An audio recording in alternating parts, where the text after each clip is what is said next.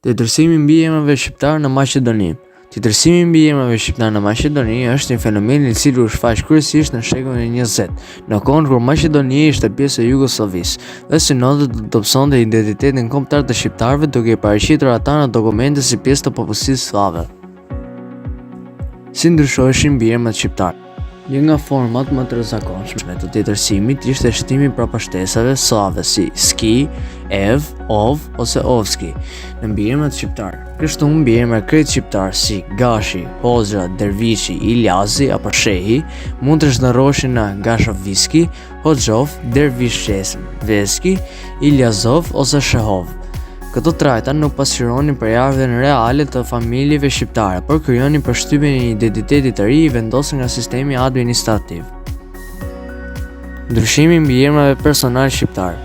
Një tjetër formë tjetërsimi ishte ndryshimi i emrave personal.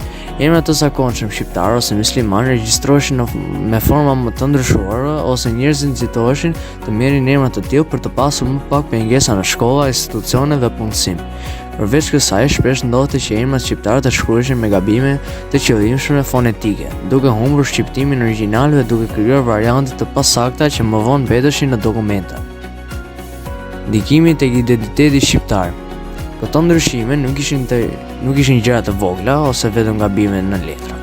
Ato ishin një lloj presioni që donte të dobësonte shqiptarët në Maqedoni dhe të largonte nga gjuha dhe identiteti i tyre i vërtet. Për këtë arsye, pas krijimit të shtetit të Maqedonisë së Veriut, shumë familje shqiptare kanë kërkuar të i kthejnë emrat dhe mbiemrat në formën e tyre origjinale, që të ruajnë historinë e familjes dhe të mbajnë identitetin e tyre të vërtet.